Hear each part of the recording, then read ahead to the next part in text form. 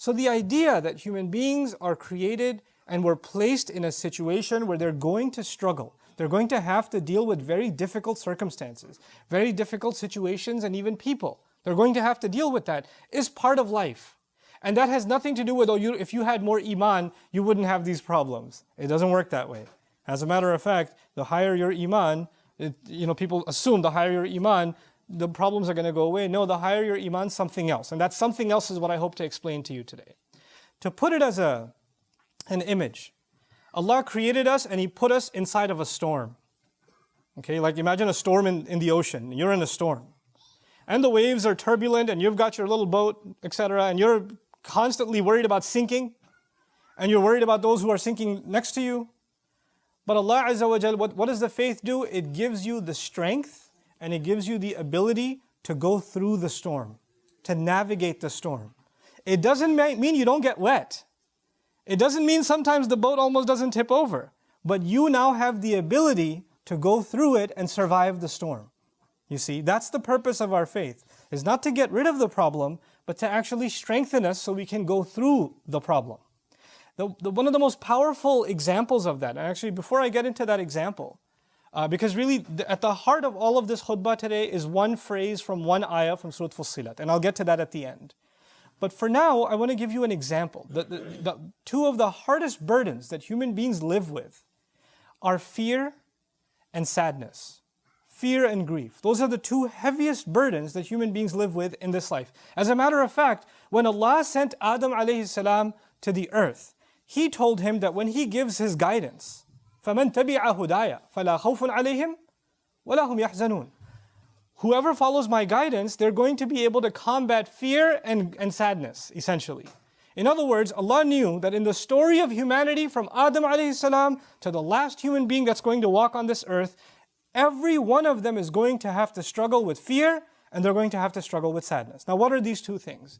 Fear is about what's going to happen in the future. Fear is about, am I going to lose my job? Is what's going to happen to mom? What's going to happen to my family? What are they going to say? What's going to happen tomorrow? What's going to happen with my exam? What's going to happen with my immigration? What's going to happen with this and what's going to happen with that? These fears about what's going to happen in the next few hours or in the next few days or in the year from now or in the future, these fears are small and big and they're all the time. They're a part of us. You wake up afraid. You're afraid you're going to be late to work. You're afraid that you forgot about some task that you had to do or the time's running out. Small fears, big fears. But fear is a constant part of life. It's always there. And what you're afraid of, let's say a student is afraid of failing an exam. Up until the moments of the exam, there's fear, the heart is pounding. And they take the exam. And then unfortunately, they get the result that they failed. And when they fail, there's no more fear. There's now sadness. I mean, there's fear of what your dad's going to do to you, but there's sadness mostly. Right? Now there's sadness about what happened already. So fear is about the future and sadness is about the past. What already took place in the past. And just because it's in the past, you don't get to tell someone, well, it's in the past, get over it. It's done now. You should move on with your life. No, you and I are not in any position to tell anyone that they no longer have the right to feel sad anymore. Our Messenger sallallahu alaihi wasallam continued to feel the sadness of the absence of Khadija radiallahu ta'ala anha for years. For years. Feeling sad is not a sign that you don't have enough faith. He has the greatest faith of all, and yet he carries sadness. Yaqub alayhi salam lost his son Yusuf alayhi salam. And he carries a great amount of sadness. So much so that he cries so much, ibiyaddat aynahu. His eyes turn white. His eyes turn white out of sadness. But that doesn't mean he doesn't have faith in Allah. He doesn't actually have that. And as a matter of fact, he would only cry of his fear and cry of his grief and his sadness to Allah. إِنَّمَا أَشْكُو بَثِّي وَحُزْنِي إِلَى اللَّهِ. I've given khutbah to you about that before. But today I want to talk to you about an extreme case of fear and sadness first. And that's the mother of Musa alayhi salam. I can't think of a more extreme case of a woman who had to do something so incredibly unthinkable. She knows that any minute from now, soldiers are going to break her door and they're going to kill her baby in front of her own eyes. For a mother to imagine the murder of her own newborn baby. Unthinkable. And the only idea she had that Allah put in her is you need to put your child in a basket and put that basket, alqihi fil yam, throw it into the river. It's not even nicely, gently put it into the river. Ilqa is to throw. Now when you throw something in a river, the river is moving water. When you throw something in a river, it can flip. It's also the case that a basket may not necessarily float. It may get water inside. It may hit a rock. There are animals inside the water. There are all kinds of things. As a matter of fact, when I used to teach the story a long time ago, I used to give the example, when you see a child go even 2 feet near a swimming pool, not even the deep end, the shallow end, a mother will go crazy.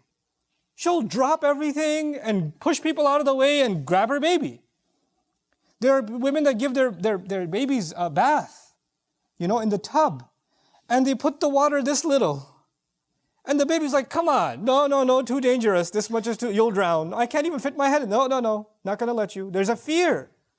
And this mother has to take her newborn. He can't even crawl yet. He can't even do that yet. And she has to throw this thing into the water. Can you imagine the kind of fear this woman has in her heart when she does that? And when she does that, she can't even look at it and can't even cry and scream, my baby, my baby. She can't do that, because if she does that, the soldiers will know one survived and they'll go after him and kill him. So she has to not even if she looks, she has to look from the side. And then this water is not standing still, it's moving. So this basket is slipping away from her sight to the point where she doesn't even know what happened to it. She has no idea what's happened to it. And now she's living with this incredible, overwhelming sadness. What have I just done? What's going to happen to my baby? And in those moments, Allah Azza wa Jal told her, لا تخافي ولا تحزني. Don't be afraid. Don't feel sadness. And even though she still felt afraid, and she still felt sadness, what we're learning in these ayat is Allah will help you overcome not being drowned by fear and not being drowned by sadness. He can let you navigate those two feelings. Those two feelings are very powerful. They're enough to drive someone mad. They're enough to drive someone to the point where they don't want to live anymore. It can be that powerful. And yet Allah can give you the strength to overcome what you and I don't have the strength to overcome. This mother, like no other mother, could stand doing that and survive. So Allah says, وَأَصْبَحَ فُؤَادُ أُمِّ مُوسَى فَارِغًا. Musa's mother's heart was, you can think of the imagery as it was bleeding out. It was emptying out. It's like her heart was exploding. إِن كَادَتْ لَتُبْدِي بِهِ. She was on the verge of just screaming out, that's my baby, I want my baby back. She was on the very verge of it. She couldn't hold it in. لَوْلَا أَرَّبَطْنَا عَلَىٰ قَلْبِهَا. Had we not tied her heart up, like literally something's about to shatter and leak, and Allah says He, like a rope, tied it up and held it in place. What are we learning? We're actually learning that you and I are not capable of controlling our emotions until Allah gives us the strength to do so. The situation didn't change. The baby didn't start flying instead of floating in the water. The reality didn't change, but her heart changed. Her heart was strengthened by divine intervention from Allah Himself. لَوْلَا أَرَّبَطْنَا عَلَىٰ قَلْبِهَا. And she's not a prophet. What we're learning in these ayat is that Allah will give you and me a strength to our hearts that we'll be able to overcome the most powerful fear and the most powerful sadness, the deepest kind of sadness. He'll make us strong enough, not that those things will go away, but you'll be strong enough to go through it. You won't collapse. Your heart won't fall apart.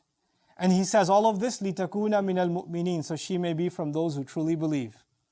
She could truly hold on to faith.